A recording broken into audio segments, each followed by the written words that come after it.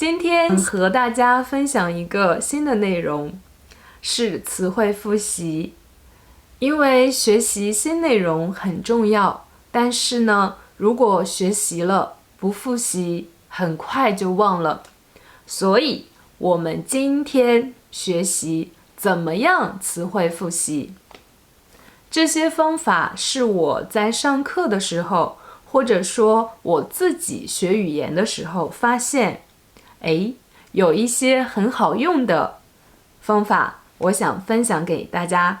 好的，那我们来说第一个很简单，你可以选择一个 app， 比如说很多学生都会告诉我说他在用 Pleco， 这是一个词典，对不对？它是一个词典，但是它也可以把你学习的这些词汇放进去，然后进行学习。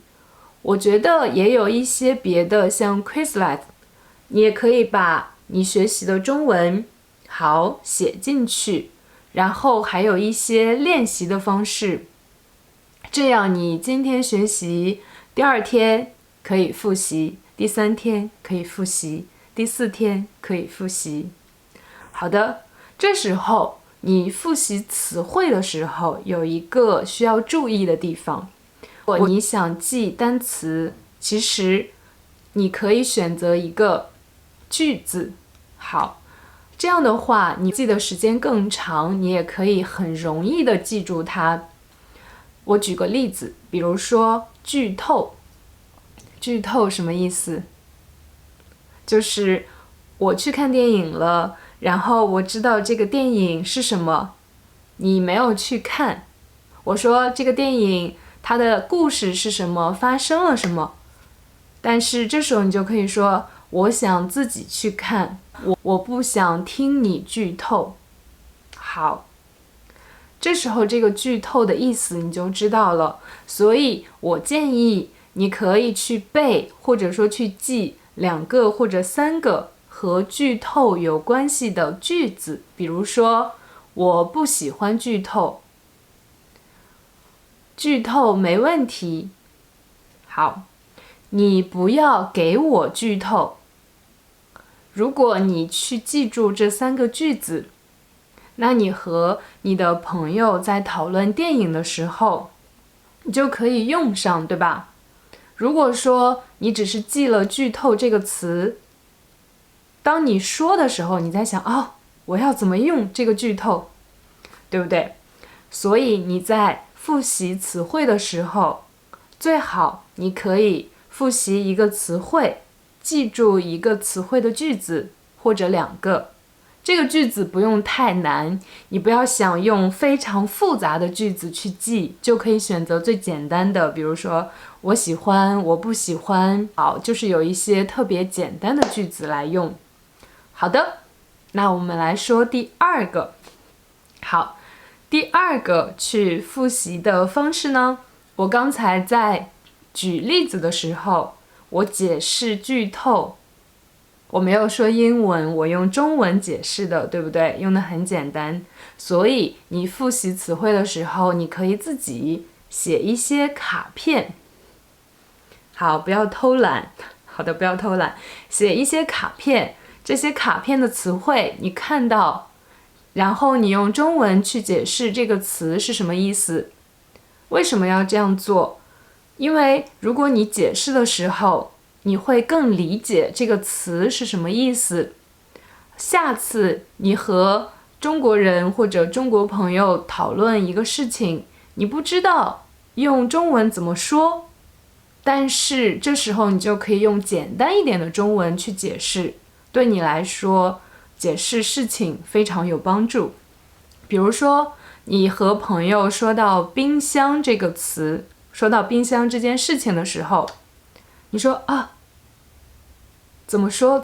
你可以说有在夏天的时候东西很容易坏，但是呢，我们可以把东西放在一个地方，放在这个地方以后，第2天它不会坏。那你的朋友就知道了，你说的是冰箱。第3个复习方法呢，我非常喜欢这个方法，是我在学习语言的时候会用的。它是一种场景化的学习。比如说，我是不是有点无聊了？比如说，我去健身房的时候，那我会提前学健身房的词汇，比如说是健身房的英语，然后我今天要进行有氧还是无氧？好，那我想有氧的英文怎么说？然后我到了那里，我会说今天需要跑步，今天还是说你去做一些力量的训练，说我今天要做3组，对吧？好，那我就会想，哦，我今天要做3组，这个句子怎么说？然后我今天用的器械怎么说？它是给你一个场景的一个练习。比如说这个场景化的学习，像你要去打车，然后你说哎，师傅，或者说我要去商场，我要去超市，我觉得很有趣。但是有的人觉得我要去打车，我要去健身房，我要去这种超市，我还要学习中文，真的很有意思，你可以尝试一下。好的，说到这个有场景化的练习，会让你很容易的记住这些词，对不对？还有一个词汇复习的方式呢，是和人沟通，去找学习中文的人一起练习。比如说，这个是我之前的时候和一个学生在上课，在我的这个手上，我们叫做胎记，然后他看到了，他告诉我说，他问我，他说老师，你的胳膊上有 birthmark。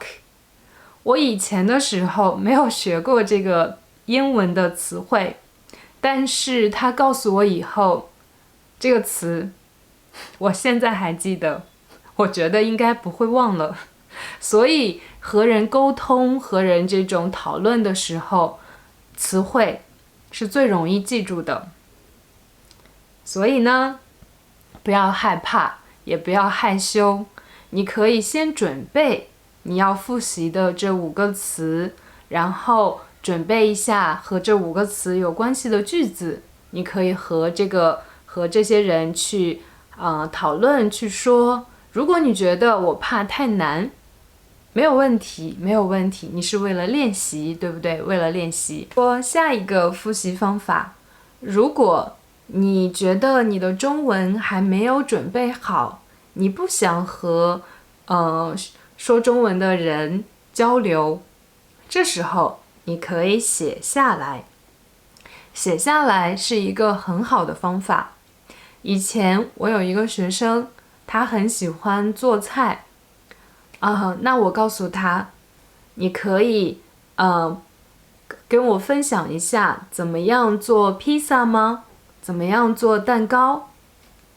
然后他下一次上课的时候，他写了做蛋糕的过程，比如说第1步、第2步、第3步，怎么样把这个蛋糕做好。他写完以后，他告诉我说，他说老师，我觉得再和别人去介绍这个蛋糕怎么样做，或者说面包，或者说菜怎么样做的时候，他觉得容易了很多。